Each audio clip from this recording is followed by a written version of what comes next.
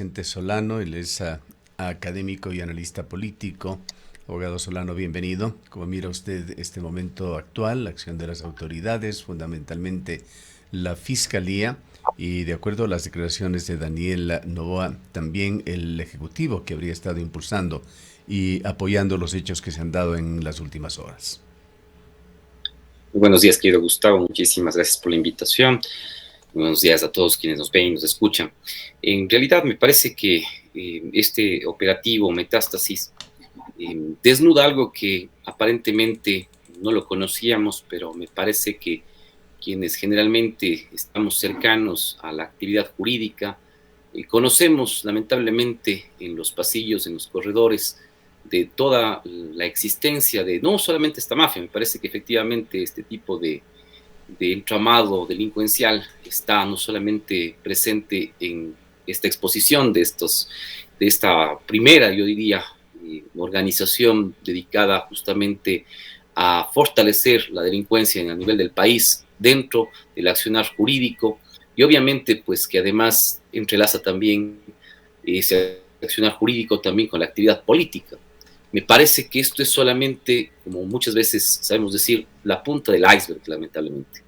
Sabemos que nuestras instituciones están corrompidas, que efectivamente Fuerzas Armadas, Policía Nacional, incluso se ha anunciado que incluso ciertos medios de comunicación están incluso dentro de este entramado delincuencial.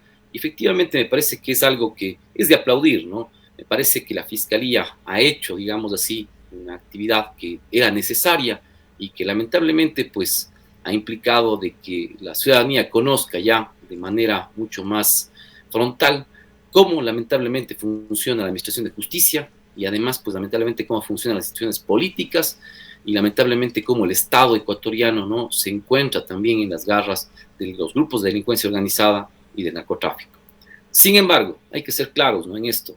Me parece que esto, ¿no?, este operativo es, como decíamos, únicamente una parte de lo que se debe hacer. Me parece que es necesario hacer una purga de las instituciones públicas, sobre todo obviamente las que están encargadas de la administración de justicia, pero además obviamente también, ¿no es cierto?, una purga de los partidos políticos, una purga justamente también de las otras instituciones del Estado, ¿no?, porque lamentablemente, como hemos visto, los entramados de estos grupos de delincuencia organizada no están únicamente en la justicia, sino que tienen sus nexos, ¿no es cierto?, con organizaciones, en este caso dedicadas, por ejemplo, a la comunicación, ¿no es cierto?, medios de comunicación, que probablemente también están, ¿no es cierto?, conectadas con políticos profesionales, con autoridades, efectivamente, no solamente a nivel nacional, sino a nivel local, lo cual corresponde, como decíamos, con una situación que a viva voz se conoce lamentablemente en los pasillos, en los corredores, pero que muy pocas, en este caso autoridades, han logrado.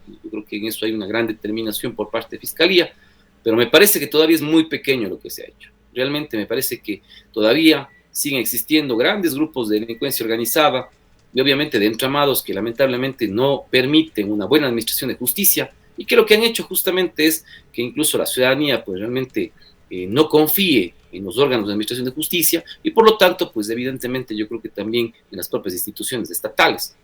Sin embargo de Así eso, es, yo creo que abogado Solano, es hay importante. problemas de fondo, problemas muy graves. Esta situación evidencia esto que, como usted señala, ya sabíamos. Se habla, se comenta, se conoce a través de diversas informaciones de que hay un deterioro y de un deterioro profundo de la sociedad ecuatoriana, una fragilidad de la democracia ecuatoriana. Es un hecho que no se inició ayer, no se ha iniciado con este señor Norero ni con Vilman Terán. Viene desde que recordamos, desde siempre, esa acción de la política ecuatoriana, de políticos ecuatorianos, de cooptar organismos claves. Antes se lo hacía desde el Congreso Nacional, hoy con instituciones instrumentadas, tomándose entidades de control, tomándose el Consejo de la Judicatura, el Consejo de Participación Ciudadana y Control Social, para justamente controlar la justicia ecuatoriana, pero para intereses privados o particulares o políticos en este caso, acabando, desbaratando con los objetivos y principios que deberían guiar a las funciones del Estado. Sí, en efecto, querido Gustavo, yo creo que desde los años 80, sobre todo desde la presidencia del propio expresidente ya y también fallecido Leo Febres Cordero, se inició una especie, diríamos, de empresa en el sentido de tomarse justamente los órganos de justicia con la finalidad de mantener un resguardo político, ¿no? Efectivamente, luego de que yo deje la presidencia, ¿no es cierto?, o el Estado, o en este caso el gobierno específicamente, ¿no es cierto?, tener jueces, ¿no es cierto?, que no vayan a fallar en contra mía, que en definitiva no inicien procesos judiciales y que puedan determinar incluso las responsabilidades, en este caso civiles, administrativas, penales, ¿no es cierto?, sino que efectivamente, ¿no es cierto?, me blinden, ¿no? Y por otro lado, ¿no es cierto?, también la justicia ha servido justamente, ¿no?, como parte de esa politización de la justicia o judicialización también de la política, ¿no?, para justamente perseguir, ¿no es cierto?, a los políticos que estén en mi contra, ¿no? Entonces, en definitiva, se entendió muy bien, probablemente desde ese lado político, cómo podría funcionar la justicia de una manera instrumental. Y desde ahí yo creo que hemos venido decayendo justamente en la independencia judicial, lamentablemente, ¿no? El tema es que hoy en día acudimos a una situación un poco más compleja, ¿no? Implica que, ¿no es cierto?, los políticos entienden y siguen entendiendo que es posible y es necesario probablemente para ellos, ¿no es cierto?, tomarse la administración de justicia con la finalidad de ¿qué? Como decíamos, de blindarse justamente ante la posibilidad de cualquier acto de corrupción, ¿no es cierto?, y que no terminen, en este caso, estableciéndose las responsabilidades de estos políticos profesionales, pero además también, ¿no es cierto?, utilizando, como se ha utilizado, querido Gustavo, a la justicia, ¿no es cierto?, como una especie de, siempre digo, de espada de Damocles, ¿no?, con la cual, ¿no es cierto?, yo presiono también a los, en este caso, políticos, o en este caso también, ¿no es cierto?, a cualquier persona con la finalidad de cumplir mis objetivos políticos. Lamentablemente eso es lo que ha pasado en los últimos años, pero ahora además, ¿no es cierto?, sumado a ello, es de que ese entendimiento de cómo funciona la administración de justicia se ha puesto al servicio justamente, ¿no es cierto?, de las bandas o grupos de delincuencia organizada, Exactamente, lamentablemente, quizá ¿no? la transición que se ha dado, usted hablaba de los años 80, allá había tráfico de influencia sin duda para orientar decisiones legislativas, burocráticas, en algunos casos a favorecer decisiones económicas para grupos de poder, pero se ha pasado a otro nivel, a promover acciones mafiosas en las que se ha desbaratado la escala de valores de los ecuatorianos y ni la vida de los propios ciudadanos de este país tiene valor ante los objetivos que se ponen. En efecto, Gustavo, como decíamos, lamentablemente el problema es que hoy el tema de la independencia judicial es mucho más complejo, porque como hemos visto, lamentablemente los abogados se han convertido en una especie de puente, ¿no es cierto?, para llegar justamente a los operadores judiciales con la finalidad de garantizar sentencias, ¿no? Entonces hemos entrado en una especie de compra y venta de sentencias, de una compra y venta de garantías jurisdiccionales, en una compra y venta básicamente de conciencias, ¿no es cierto? Y con lo cual, eso evidentemente, al hablar de que puedo comprar yo sentencias, decisiones judiciales, estoy afectando directamente a la independencia judicial, porque el juez no toma en cuenta, ¿no es cierto?, en definitiva los hechos, las normas, no hace un razonamiento jurídico, no establece su sillegismo judicial, sino lo que hace únicamente, ¿no es cierto?, es tomar, ¿no es cierto?, de una manera parcial, ¿no es cierto?, y decir, bueno, estos son los hechos, estos son las normas que voy a aplicar con la finalidad de dar una decisión, ¿no es cierto?, que ya está plenamente establecida a favor de cierto, en este caso, dinero o inclusive, ¿no es cierto?, de otras posibilidades, ¿no es cierto? En Ahora, ese sentido, con entonces, un sistema corrupto, abogado Solano, que va más allá de los personajes del momento, de los protagonistas. Vilma Terán está tras las rejas, ojalá, para largo, pero enseguida son reemplazados por otros personajes. Es el caso de la hidra que nunca muere. Una persona desaparece del escenario, por lo menos, y es reemplazada en forma de inmediata por gente de la misma calaña. Y estamos en estos mismos instantes cuando el país aún está estremecido, conociendo que allí en el Consejo de la Judicatura en algunas situaciones no pasa nada y está al momento encargado un director general, David Guzmán, que insiste en que continúe adelante el concurso de selección de 7 jueces de la Corte Nacional de Justicia, que era impulsado y de la manera más decidida y agresiva por Vilma Terán. No ha pasado nada. El director del Consejo de la Judicatura quiere que este concurso siga adelante. ¿Cómo cambiar esta situación? lo primero, Gustavo, es que he escuchado planteamientos realmente por la necesidad, ¿no es cierto?, de hacer estos cambios que son, yo creo que todos estamos de acuerdo en la necesidad de cambiar la administración de justicia, pero lamentablemente el problema es que siempre le llegamos a un punto, ¿no? En el punto en el que necesitamos o seguir el régimen ordinario o buscar, ¿no es cierto?, la posibilidad de meterle la mano a la justicia. Ya se ha escuchado justamente de varios sectores de que es necesario, ¿no es cierto?, hacer una especie de transición o en este caso, ¿no es cierto?, de llegar a un punto y reiniciar el sistema. Lamentablemente me parece que en este momento eso no garantiza tampoco la posibilidad realmente de que podamos reiniciar el sistema. No necesitamos, me parece, sí hacer realmente una purga del sistema, ¿no? ¿Qué cree concretamente debería pasar con ese proceso de elección de jueces? ¿Qué debería pasar? En efecto, me parece, Gustavo, que más allá de los problemas de efectivamente que viene con el órgano nominador, en este caso el propio Consejo Nacional de la Judicatura, hay varias denuncias a nivel local, a nivel nacional, de que se ha afectado justamente los principios fundamentales de los concursos de posición y méritos hacia los jueces nacionales. En ese sentido, entonces, me parece que lo más, obviamente, correspondiente sería justamente ante la multitud, diríamos así, de denuncias que existen, incluso a nivel internacional, justamente Diego Sellán ha hecho una denuncia clara de que hay varias irregularidades justamente sobre el proceso de concurso de los jueces de la Corte Nacional de Justicia. Me parece que lo más adecuado sería efectivamente volver a hoja cero, ¿no? Es necesario garantizar la legitimidad, además de la legalidad, ¿no es cierto?, de los concursos, porque o si no, pues lamentablemente esos jueces que nuevamente van a ingresar van a entrar justamente con una estela, ¿no es cierto?, con una bruma, ¿no es cierto?, y con grises atrás de ellos al momento de empezar a dar sus decisiones judiciales. Entonces, evidentemente eso, estimado Gustavo, a la ciudadanía y efectivamente a los operadores judiciales, ¿no es cierto?, y además a quienes usamos el servicio de administración de justicia, nos complica mucho porque decimos, en efecto, no, ¿cómo fueron nominados los jueces? Más allá de que los jueces pueden, los que estén en este caso dentro del concurso, ganar, sean o no parte efectivamente de este tipo de entramado a nivel nacional, efectivamente queda la duda, y esa duda obviamente, ¿no es cierto?, empieza justamente, ¿no es cierto?, nuevamente a diluir justamente esa confianza que debe haber dentro de los órganos de administración de justicia. Claro, Yo creo que es pero es que eso necesarísimo tiene que ese concurso una finalmente conexión. no se dé. Sí, obedece a conjeturas que se pueden sacar. Está allí la escandalosa actuación del expresidente de la República, Rafael Correa, advirtiendo sobre estos allanamientos, este gran operativo que se planificaba, lo ha pintado, lo hizo en ese mensaje que envió hace 2 noches Rafael Correa, de que esto se trataba de una especie de conspiración en contra del proceso de nombramiento de jueces. ¿Hay algo más que digerir en esto?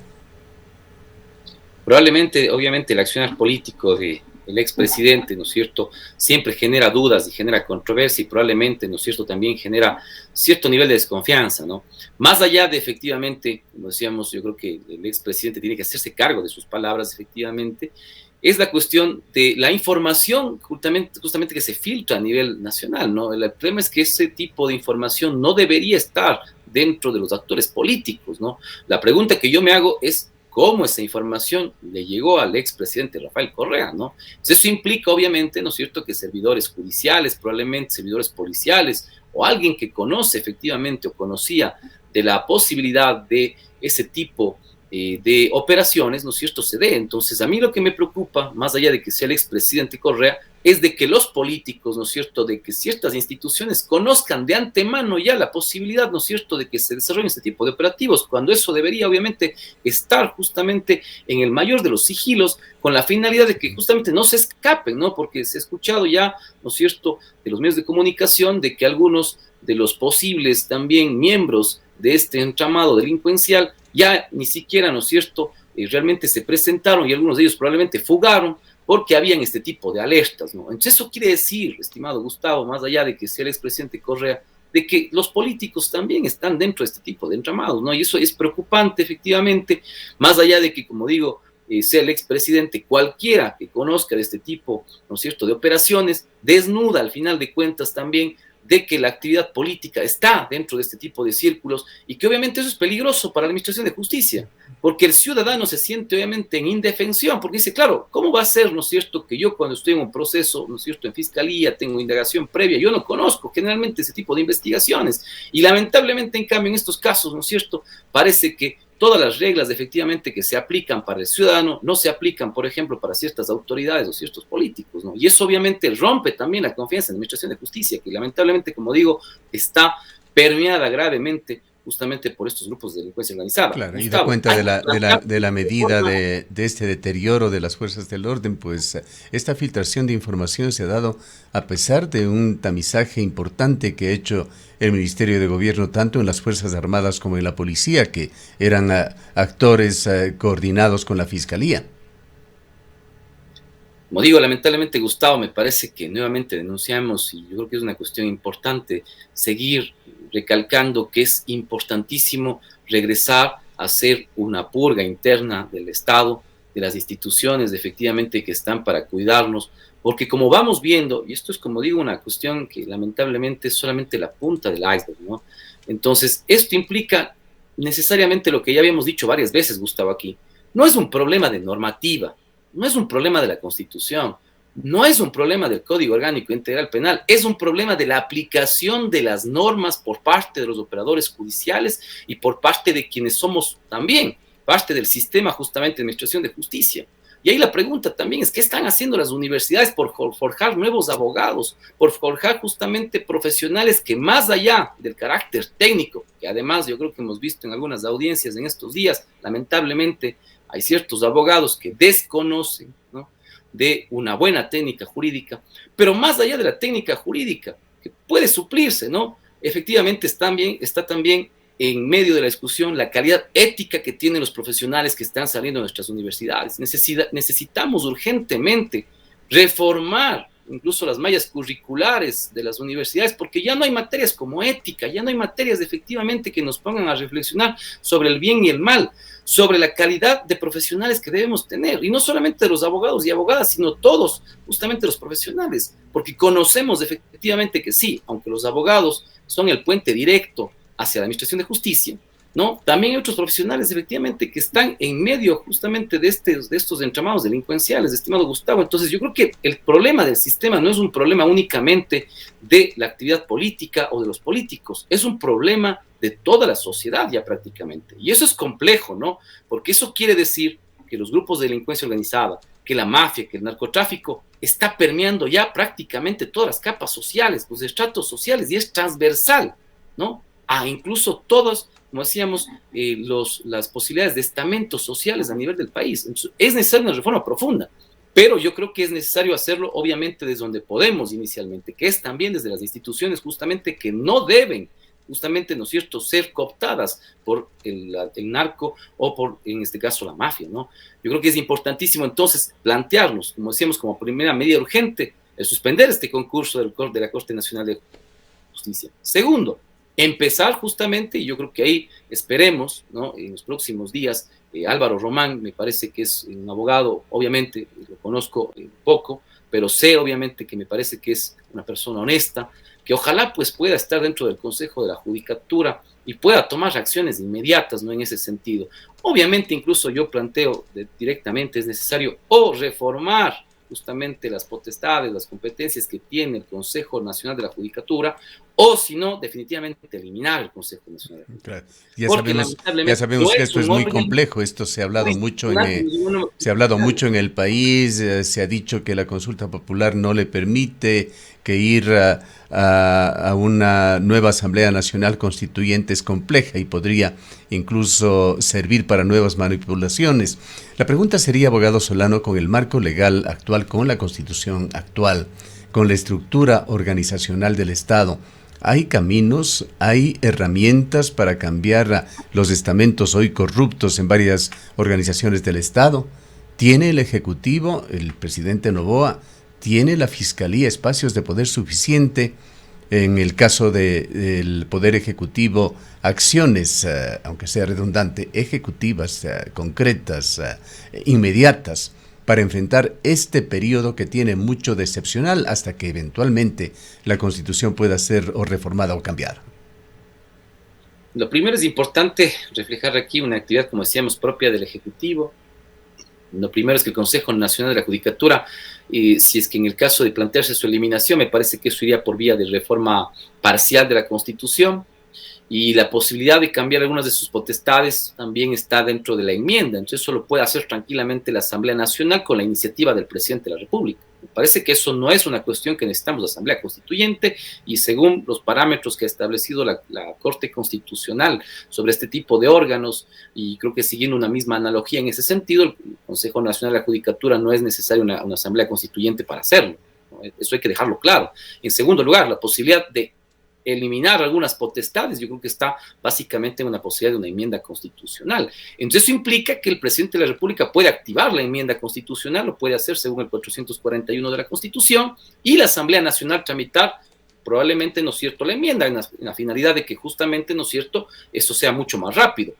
Pero si la Asamblea Nacional se convierte, ¿no es cierto?, en un órgano que no quiere legislar, que lamentablemente se sujete a ciertos pactos, probablemente, ¿no es cierto?, que no permitan, ¿no es cierto?, resolver el tema del Consejo de la Judicatura, también el presidente puede ir, ¿no es cierto?, por la vía del referéndum. Por lo tanto, me parece que eso puede ser, además, es importantísimo en ese sentido, si es que es necesario, obviamente, limpiar, diríamos, el Consejo de la Judicatura. Lo otro es también que los propios órganos de administración de justicia tienen que, obviamente, hacer una autopurga, ¿no?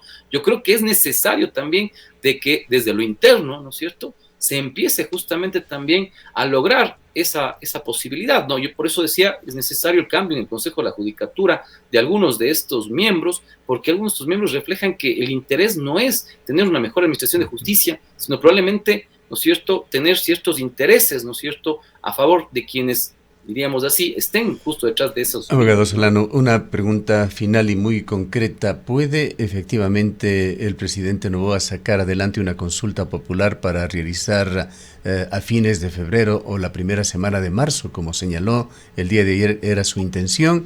¿O hay un cronograma a seguir, lo cual implica también trámites que hay que realizarse, por ejemplo, a través de la Corte Constitucional?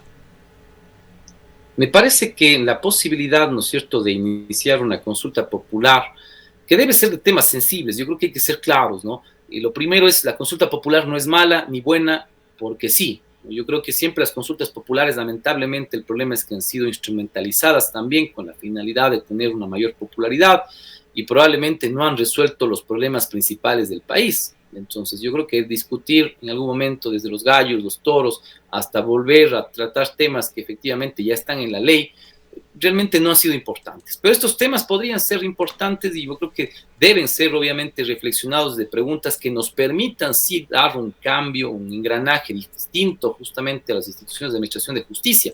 Ahora, el tema bajo los plazos justamente que usted me señalaba, querido Gustavo, yo creo que entre 3 a 6 meses sí se puede realizar una consulta popular. Eso depende mucho, obviamente, también de la posibilidad de que la Corte Constitucional, ¿no es cierto?, cumpla los plazos que además están determinados en la ley y que obviamente, ¿no es cierto?, también además los otros órganos que son como el Consejo Nacional Electoral también, ¿no es cierto?, puedan acelerar el paso. Entonces yo creo que si podemos hacer eso, si es que el presidente de la República inicia el procedimiento incluso en este mismo año, probablemente para marzo o abril tendríamos una consulta popular. Pero eso exige también efectivamente la coordinación, ¿no es cierto?, de los poderes del Estado y exige además, ¿no es cierto?, yo creo que una reflexión importante sobre las preguntas que se van a hacer. Y eso sí creo que debería demorarse un poquito más. Se habla ya, de una docena de preguntas que estarían analizándose. Exactamente. Pero Gustavo, el tema es que esa docena de preguntas sí debe ser también tratada por la ciudadanía. No pueden ser preguntas que vengan únicamente del capricho, ¿no es cierto?, de quienes están al lado del presidente de la República o de los intereses, ¿no es cierto?, que tiene el presidente. Yo creo que esa consulta, si realmente va a ser una consulta que intente resolver una parte, porque hay que ser claros, Gustavo, una consulta popular no puede resolver todos los problemas del país. No es que el día de mañana, ¿no es cierto?, con esa consulta decimos, bueno, con la extradición vamos a resolver el problema de la inseguridad del país. No es así, Gustavo, y la gente tiene que entender, la ciudadanía tiene que entender que una consulta popular ayuda en ciertos temas. Nos puede ayudar a cambiar el engranaje. Yo creo que uno de esos engranajes es efectivamente el Consejo de la Judicatura. Es importantísimo hacerlo, sí, pero no es lo único. Es una parte inicial que debe complementarse justamente también con los órganos de administración de justicia, con la Asamblea Nacional, ¿no es cierto?, con el propio Ejecutivo. Y evidentemente yo creo que por eso necesitamos entonces generar desde los diversos espacios cuáles deben ser esas preguntas, con la finalidad de que no sean además preguntas que únicamente, ¿no es cierto?, puedan ser vendibles, diríamos así, ¿no es cierto?, preguntas que, claro, cualquier persona puede decir sí, pero que al final de cuentas no resuelven los problemas institucionales del país. Querido Gustavo, necesitamos una consulta realmente que sea importante, pero que sea discutida, que esas preguntas salgan justamente, ¿no es cierto?, de los diversos espacios y con respuestas concretas al país y con respuestas efectivas. Bien. Yo creo que eso es lo Le importante. agradecemos Sin embargo, mucho. yo creo que la consulta en 3 a 6 meses puede estar efectivamente, querido Gustavo. Le agradecemos mucho por habernos acompañado, abogado Solano. Muchísimas gracias, Gustavo. Un buen día. El abogado Vicente Solano es académico y analista político. Son las 8 horas con